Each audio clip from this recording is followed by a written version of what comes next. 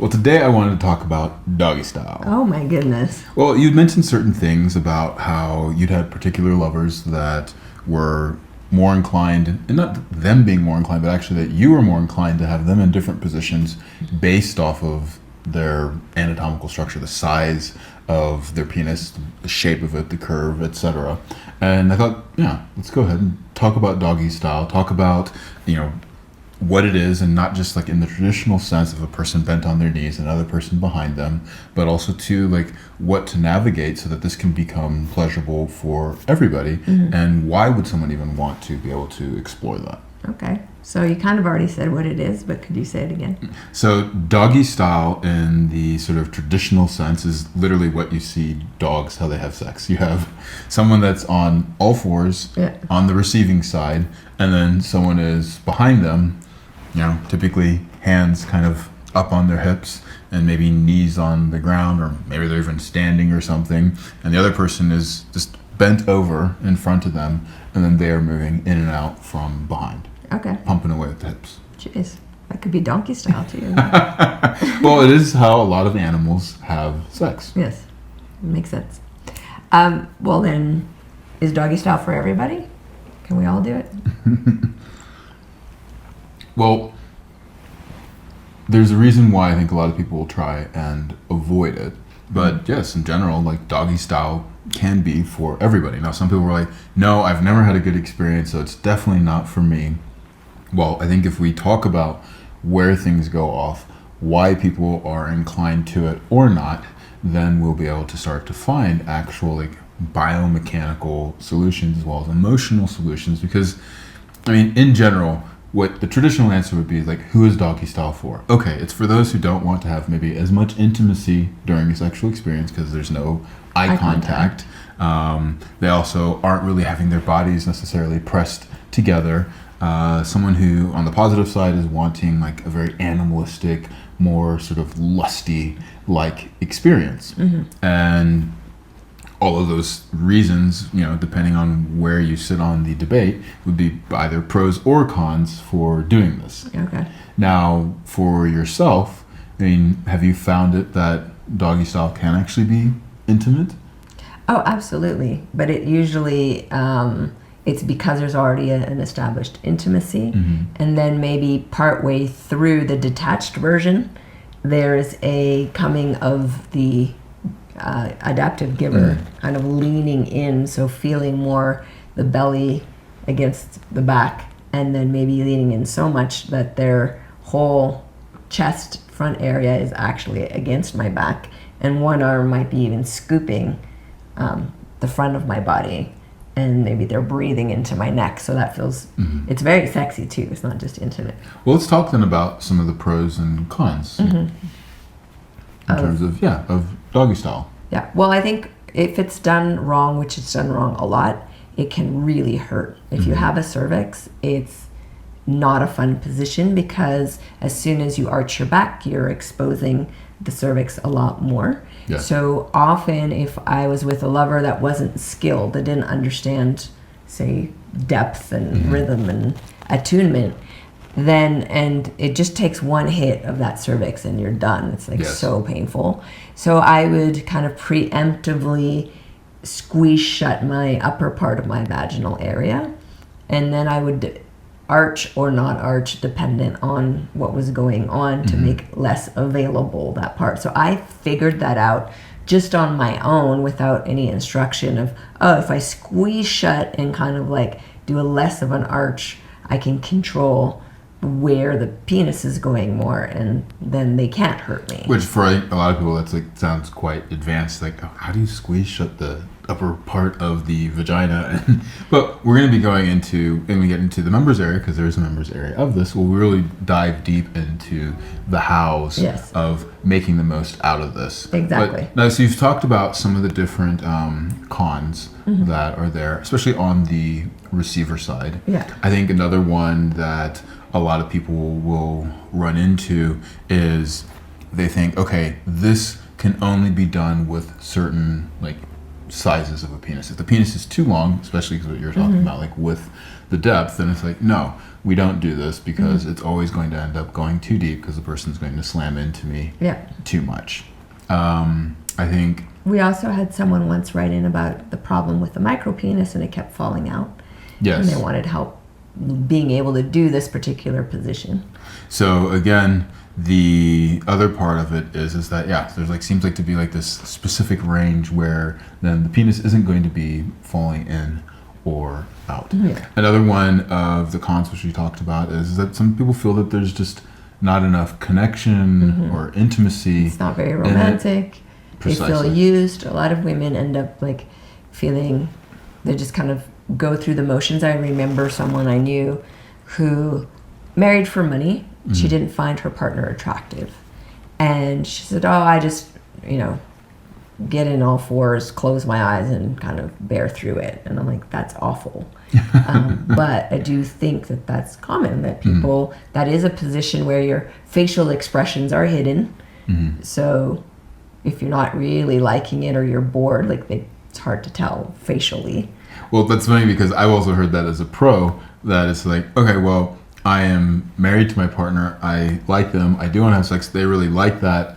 And I just don't want to feel as much connection you want it to in be a sex. bit wilder. Or even it was, no, I really like having sex with them. And this is what it was, that they didn't like the faces that their partner made during sex. And so they wanted them to be able to go wild and do all of that. But they just didn't. In a pillow? But they didn't know. Well, this was on the receiver side. This is the person that was like getting fucked. They were like, I like being fucked. I like that he's having pleasure, but I just don't want to see his face while he's doing it because he makes all these faces. I have to say I did have an experience like that once where the person was contorting his face so intensely that he looked angry and scary. And I'm like, and he was doing really weird things with his tongue because I think he was focusing. And I'm like, this isn't very attractive. And so... You're closing my eyes and putting something over my own face. I hope everything else was good enough that it made you want to continue. No, I think that was one of the people I sent home. Oh, okay. That was a one-off and done type of situations. But there are pros. There are things that are really lovely about it. And one of them you did mention, it has this edginess, a spice to it. It's a bit spicy. There's stronger sounds almost of like belly to butt, that kind of like the clapping. I really like that. And then if it's a heterosexual combo, the slapping of the balls against the vulva into the clit is so hot. I'm like, did nature design that intentionally? Because it's very stimulating of the clitoris without any manual touching. Well, and even if it was homosexual sex, the testicles would still be stimulating the other person's perineum and testicles with the flap-a-dap-dap. Yeah, so there's an interesting design there. And then the other part that I really like is there is a dominant submission energy, or can be, where my upper back can get like pushed on so that my whole chest is then down and into the bed, and there's something really hot about like being pinned down but my butt's up in the air. Also that vulnerability, I guess, is what you're feeling there. And when we speak in other episodes, talk about mental arousal, I mean, that definitely that power dynamic is there. There's also that taboo-ness that is there. This like, this isn't really supposed to be having this. Is like kind of naughty to be doing this and just be being animalistic about it. Another pro that I really like is spontaneity. So if I'm wearing a skirt, no panties, it's much easier in a public place, not super public, but like out in a park or like not in front of people, but still out of the house, to kind of bend over a rock and have some fun that way. It reminds me of the what's that song, the "You and Me, baby, ain't nothing but animals, so let's do it like we do on the Discovery Channel." Something like that. But I do like have some fond memories of outdoor, being bent over either tree stumps or rocks. Well, another part of it too is since you're not actually seeing when the person's entering you, Yeah. there can also be a huge factor of anticipation Yeah. that's being built up because you're like, oh, like, is it coming in? Is it entering? Like, you can't really look, you know? Yeah. I think also, maybe it's just my thing, but Uh-huh. I find it really edgy and kinky to have someone lick me in that position from behind. I'm like, wow, I can't even believe you're doing that because it seems very animal. Uh-huh. And then the penetration after that is like very electric. So I don't know if it's just my brain, but Well, I mean, it is a pro of that position. Is I don't know what they're going to do. I don't know what part of their body they're going to use, Yes. whether it's mouth, fingers, or anything else. so literally all of these things, we could almost say them either as all of the things we listed are either a pro or a con for one person. Depending on or who you another. are. Yeah, exactly. Now, one of and this kind of gets into like who is it for, Yeah. is I've noticed that there is a tendency based off of a person's kind of default attachment style Yes. where they will either lean in towards this or lean away from it. For some people, this is the only position they can have sex in. And I found that in my experience, if that's the only position, there tends to be like this aversion to any front eye looking, kissing, or any kind of belly chest connection. There's the discomfort with that. Yes. Well, I mean, so before we go into that, maybe then just to mention, in terms of if you are a person that has like kind of anxiety or tension in this area, like to be taken from behind can increase that. So that's one thing that can make it more difficult. If also too, then if you are a woman and the positioning of your cervix, where most cervixes are angled a particular way, but some people actually have the Introverted. precisely the uterus turned the other way, and so then the cervix is at a different angle.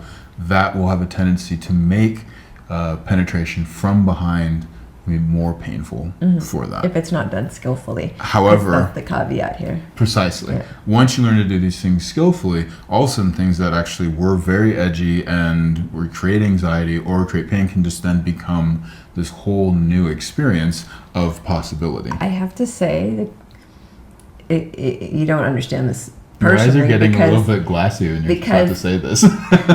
well, if you have a menstrual cycle, if Uh-huh. you're in a fertility cycle of a time of life, Yes.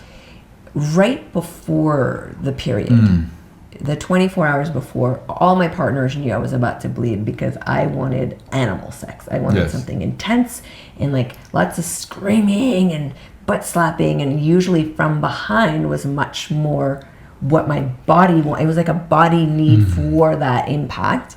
And it was the one time of month I could tolerate even lack of skill. It was just something hormonally was going on where sensation was changed for me. So I don't know if that's true for everybody, but definitely have heard other women say the same. Well, I've kind of noticed it going both ways, because I've also noticed it too, like some women before ovulation really want then that animalistic sex, because then it's like all about like getting impregnated. Whereas for sex right before menstruation, I've noticed the pattern typically is that if you know that sex can help you have a more easeful period versus no sex during period because it's just going to create more pain, and your body knows that actually getting everything quote unquote, I don't like to say the word loosened up because most people think then that means like the vagina becomes Relaxed, flappy, more relaxed. but a release of tension from that area is going to then bring on the period, create an easier menstrual cycle, easier blood flow, etc. Then I will typically hear what you said is like, yes, bring it on, give it to Really, me. I never associated sex before my period with pain-free periods, but I wasn't really having painful periods anyways. But it was definitely, if you don't take me now and like rough me up a little bit, I'm going to bite you, like that kind of Well, space. but if everything is starting to get more blood flow and that tension is starting to go there, the fact that you would do it would be likely the reason also why then Correct. you're not so having maybe it. unconsciously, there was not a Precisely, conscious- exactly. Right. That's why I was saying I noticed this kind of trait. Yeah. It wasn't something that was actually brought to me then for that. Though I do know of women that specifically will like to have sex during a period, and though even to the point they're like, you're a guy, I don't really want to have anything else, but like you're my period sex person because I know that this is going to help me with it, and it's not about love. It's like just, can you give me this service, man? Yeah, like, you know, exactly. or person with a strap on, or Yeah, whatever exactly, it might be. Exactly. Well, in terms of kind of going back to the cons briefly, and I know you're going to talk probably more about this in the explicit side. Well, I want to talk about the attachment part still. Okay, Go ahead. but I just wanted to, in terms of body positions, you know, how I was saying earlier, the squeezing of the vagina and the moving of the back. Yeah. I have an ex-partner who was kind of complaining about what he liked about me. He's like, oh, you arch your back so much. And he thought it was really amazing because his partner before me... And by arching the back, meaning like if this is the body and this is here the butt, it's leaning up this direction. So the lordosis versus is increased. Curving away The C from the person. Like a cat Yes. stretch. Yeah, so more of a cow. So he would say that she would really do a cat, like really push her lower back Yes. toward him instead of away from him. And he didn't like the look of it. And I'm imagining for her, maybe there was pain or discomfort or something that she was, and so he also wasn't enjoying it because she probably tried to imitate enjoyment but wasn't really enjoying it. Well, we'll get into some of the signs of when a person isn't enjoying it, but I want to first draw out this Attachment. Yeah, with attachments, is that in general, those who, and it need to be an understanding too that attachment styles are more of a place where a person is at, as opposed to this is something that defines you forever. I know this flies in the face of conditioned attachment theory, Yes. which is that you are what you are. Well, that you basically get formed in the younger years and then it doesn't change. Where Right. they have found with, yes, there is a tendency for that to follow into adult attachment styles. And, you know, this is something that I wrote my thesis on and dove into quite deeply. And yes, so Bowlesby and Ainsworth are looking at it in infancy and attachment with parents, and then later Hazan and Shaver were looking at how it went into adult romantic attachment. Now, part of the work that we're doing is also helping people have the ability to repattern their attachment style. And be more fluid because I know that at certain times of my life, when I say was single and very horny, then my attachment style was definitely avoidant, meaning I did not want to know anything about your life. I just wanted Sometimes the not sex even part. the name. Yeah, sometimes I didn't even care if I knew the name. And then other times, like when I'm in love, I am the most loyal person and I want to know everything. And there's a Well, very I also deep- want to say though too about that loyalty part Yeah. is that you were loyal to that moment in the sense that you would typically tell a person, and something I thought was quite unique about you, is that you'd say, look, there's going to be a beginning to this, there's going to be a middle, and there's going to be an end. And I don't want a relationship after it. I don't need like the, hey, how are you doing call after. Like, Yeah. So in that sense, you like were very clear. What was I going to on eat what at a you were doing. restaurant that I didn't eat at before? And there's a server who's serving me for the time that I'm there and I'm having a great meal. But I don't need that server to call me the next day and like see like how I digested the meal and did it move through okay and do I have energy or not? Like, no. And when are you coming back to eat again? Yeah, no. And if they did, I'd be like, ew, I'm not going back there. Because there's something about having a really delicious experience that's free from all this inquiry and follow-up. And that's different, of course, than a devoted... So that would be the avoidant times. The But avoidant then times. The more anxious times, which again, when you put them as attachment styles, Yeah. they're always listed as a negative. Yeah. So avoidance bad, anxious is bad, I didn't secure think it is was good. bad. I was like, hey, I'm just Well, want this to is have the my thing. fun. And If you start to look, avoidant becomes a struggle and a difficulty and a challenge if that means that then that's the only way you can have a relationship. Correct. And you actually want to have a closer relationship Oh, yeah. that could be good for you, but you're incapable of it, and so then you always have to pull away. I think I'm pretty securely attached if I look at how they define that and how my childhood was. I loved my parents.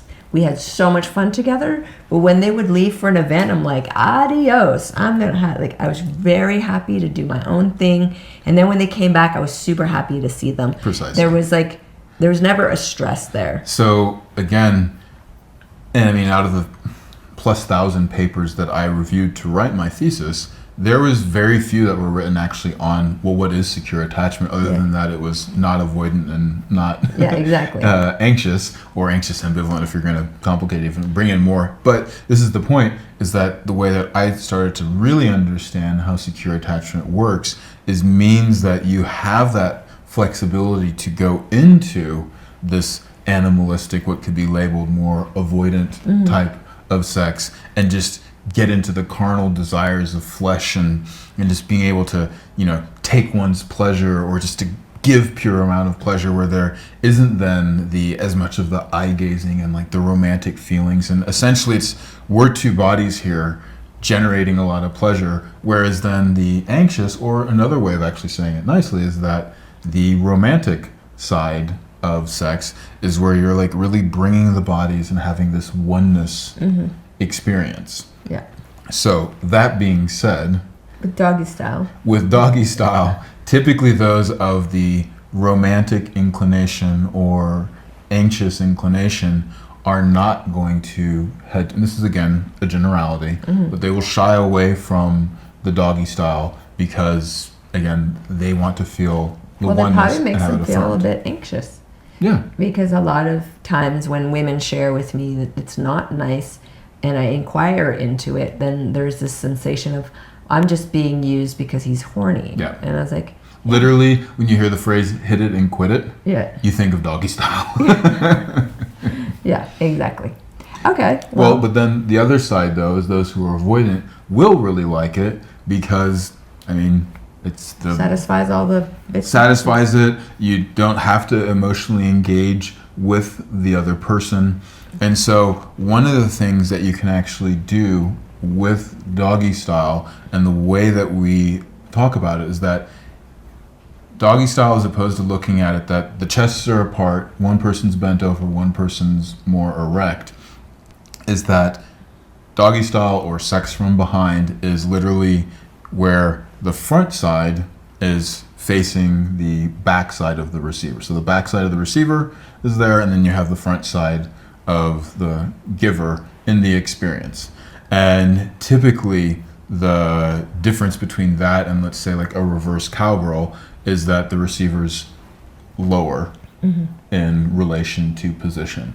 Now, the reason why I think it's important to be able to kind of broaden that definition is now you have a variety of ways that you can be in doggy style and actually bring the chest closer or further away to start to actually titrate and do some pendulation, where you are going back and forth between, okay, yes, someone who's anxious and then needs the intimacy can have that in it, but then start to experiment and develop a more robust nervous system and some more flexibility in their actual attachment style, start to repattern that by actually having some more of that chest to back separation, where someone who is always avoidant could start off with more of the separation and then gradually start to actually Yeah, bring so themselves using closer together. sex as a way to repattern The how relational we frame. connect with ourselves, with another Precisely. person.